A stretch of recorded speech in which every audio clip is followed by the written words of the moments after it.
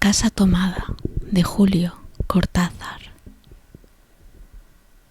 Nos gustaba la casa porque, aparte de espaciosa y antigua, hoy que las casas antiguas sucumben a la más ventajosa liquidación de sus materiales, guardaba los recuerdos de nuestros bisabuelos, el abuelo paterno, nuestros padres y toda la infancia. Nos habituamos, Irene y yo, a persistir solo en ella, lo que era una locura, pues en esa casa podían vivir 8 personas sin estorbarse. Hacíamos la limpieza por la mañana, levantándonos a las 7, y a eso de las 11 yo le dejaba a Irene las últimas habitaciones por repasar y me iba a la cocina. Almorzábamos al mediodía, siempre puntuales. Ya no quedaba nada por hacer fuera de unos platos sucios. Nos resultaba grato almorzar pensando en la casa profunda y silenciosa y cómo nos bastábamos para mantenerla limpia. A veces llegábamos a creer que era ella la que no nos dejó casarnos. Irene rechazó 2 pretendientes sin mayor motivo. A mí se me murió María Esther antes que llegáramos a comprometernos. Entramos en los 40 años con la inexpresada idea de que el nuestro, simple y silencioso matrimonio de hermanos, era necesaria cláusula de la genealogía asentada por nuestros bisabuelos en nuestra casa. Nos moriríamos allí, algún día, vagos y esquivos. Primos se quedarían con la casa y la echarían al suelo para enriquecerse con el terreno y los ladrillos. O mejor, nosotros mismos la voltearíamos justicieramente antes de que fuese demasiado tarde. Irene era una chica nacida para no molestar a nadie. Aparte de su actividad matinal, se pasaba el resto del día tejiendo en el sofá de su dormitorio. No sé por qué tejía tanto. Yo creo que las mujeres tejen cuando han encontrado en esa labor el gran pretexto para no hacer nada. Irene no era así. Tejía cosas siempre necesarias. Tricotas para el invierno, medias para mí, mañanitas y chalecos para ella. A veces tejía un chaleco y después lo destejía, en un momento porque algo no le agradaba. Era gracioso ver en la canastilla el montón de lana encrespada resistiéndose a perder su forma de algunas horas. Los sábados iba yo al centro a comprarle lana. Irene tenía fe en mi gusto, se complacía con los colores y nunca tuve que devolver madejas. Yo aprovechaba esas salidas para dar una vuelta por las librerías y preguntar vanamente si había novedades en literatura francesa. Desde 1939 no llegaba nada valioso a Argentina.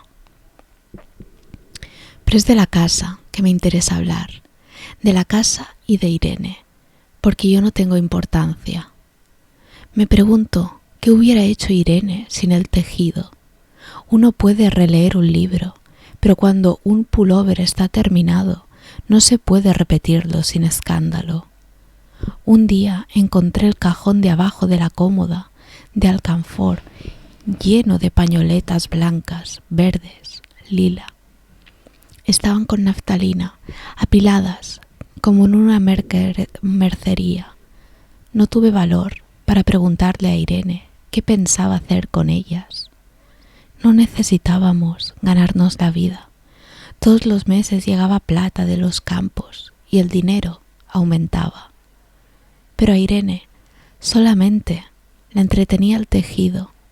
Mostraba una destreza maravillosa y a mí se me iban pasando las horas viéndole las manos como erizos plateados, agujas yendo y viniendo y 1 o 2 canastillas en el suelo donde se agitaban constantemente los ovillos.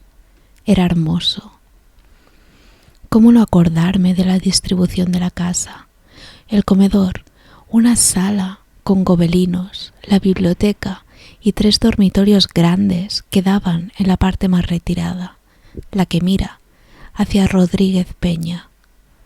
Solamente un pasillo, con su maciza puerta de roble, aislaba esa parte del ala delantera, donde había un baño, la cocina, nuestros dormitorios y el living central, al cual comunicaban los dormitorios y el pasillo. Se entraba a la casa por un zaguán con mayólica y la puerta cancel daba al living, de manera que uno entraba por el zaguán, abría la cancel y pasaba al living.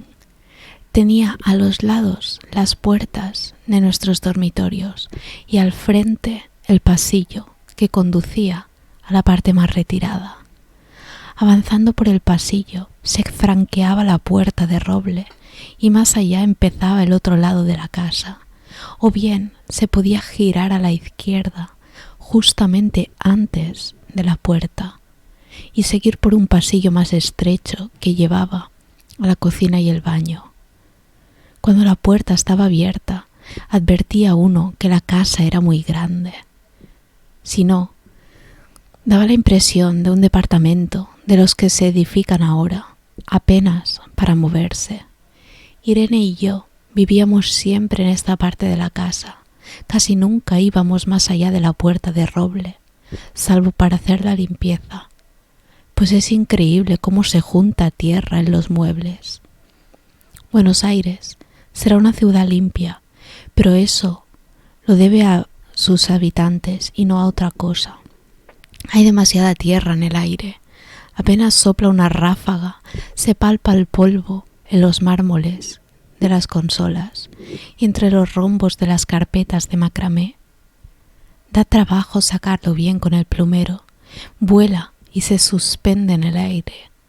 Un momento después se deposita de nuevo en los muebles y los pianos. Lo recordé siempre con claridad, porque fue simple y sin circunstancias inútiles. Irene estaba tejiendo en su dormitorio. Eran las 8 de la noche y de repente se me ocurrió poner al fuego la pavita del mate. Fui por el pasillo hasta enfrentar la entornada puerta de roble y daba la vuelta al codo que llevaba a la cocina, cuando escuché algo en el comedor o en la biblioteca. El sonido venía impreciso y sordo, como un volcarse de silla sobre la alfombra o un ahogado susurro de conversación. También lo oí al mismo tiempo o un segundo después en el fondo del pasillo que traía desde aquellas piezas hasta la puerta. Me tiré contra la pared antes de que fuera demasiado tarde. La cerré de golpe, apoyando el cuerpo felizmente. La llave estaba puesta de nuestro lado y además corrí el gran cerrojo para más seguridad. Fui a la cocina, calenté la pavita y cuando estuve de vuelta con la bandeja del mate, le dije a Irene: tuve que cerrar la puerta del pasillo. Han tomado parte del fondo. Dejó caer el tejido y me miró con sus graves ojos cansados. ¿Estás seguro? Asentí. Entonces, dijo, recogiendo las agujas, tendremos que vivir en este lado. Yo cebaba el mate con mucho cuidado, pero ella tardó un rato en reanudar su labor. Me acuerdo que me tejía un chaleco gris. A mí me gustaba ese chaleco. Los primeros días nos pareció penoso, porque ambos habíamos dejado en la parte tomada muchas cosas que queríamos. Mis libros de literatura francesa, por ejemplo, estaban todos en la biblioteca. Irene pensó en una botella de esperidina de muchos años. Con frecuencia pero esto solamente sucedió los primeros días. Cerrábamos algún cajón de las cómodas y nos mirábamos con tristeza. No está aquí. Y era una cosa más de todo lo que habíamos perdido al otro lado de la casa. Pero también tuvimos ventajas.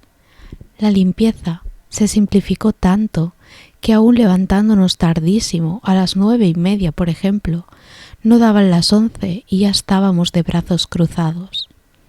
Irene se acostumbró a ir conmigo a la cocina y a ayudarme a preparar el almuerzo. Lo pensamos bien y se decidió esto. Mientras yo preparaba el almuerzo, Irene cocinaría platos para comer fríos de noche. Nos alegramos, porque siempre resultaba molesto tener que abandonar los dormitorios al atardecer y ponerse a cocinar. Ahora nos bastaba con la mesa en el dormitorio de Irene y las fuentes de comida fiambre. Irene estaba contenta porque le quedaba más tiempo para tejer y yo andaba un poco perdido a causa de los libros, pero por no afligir a mi hermana me puse a revisar la colección de estampillas de papá y eso me sirvió para matar el tiempo. Nos divertíamos mucho, cada uno en sus cosas, casi siempre reunidos en el dormitorio de Irene, que era más cómodo. A veces Irene decía: «Fíjate, este punto que se me ha ocurrido, ¿no da un dibujo de trébol?». Un rato después era yo el que le ponía ante los ojos un cuadradito de papel para que viese el mérito de algún sello. Estábamos bien y poco a poco empezábamos a no pensar. Se puede vivir sin pensar. Cuando Irene soñaba en voz alta, yo me desvelaba enseguida. Nunca pude habituarme a esa voz de estatua o papagayo, voz que viene de los sueños y no de la garganta. Irene decía que mis sueños consistían en grandes sacudones que a veces hacían caer el cobertor. Nuestros dormitorios tenían el living de por medio, pero de noche se escuchaba cualquier cosa en la casa. Nos oíamos respirar, toser, presentíamos el ademán que conduce a la llave del velador, los mutuos y frecuentes insomnios. Aparte de eso, todo estaba callado en la casa. De día eran los rumores domésticos, el roce metálico de las agujas de tejer, un crujido al pasar las hojas del álbum filatélico. La puerta de roble, creo haberlo dicho, era maciza. En la cocina y el baño, que quedaban tocando la parte tomada, nos poníamos a hablar en voz más alta o Irene cantaba canciones de cuna. En una cocina hay demasiados ruidos de loza y vidrios para que otros sonidos irrumpan en ella.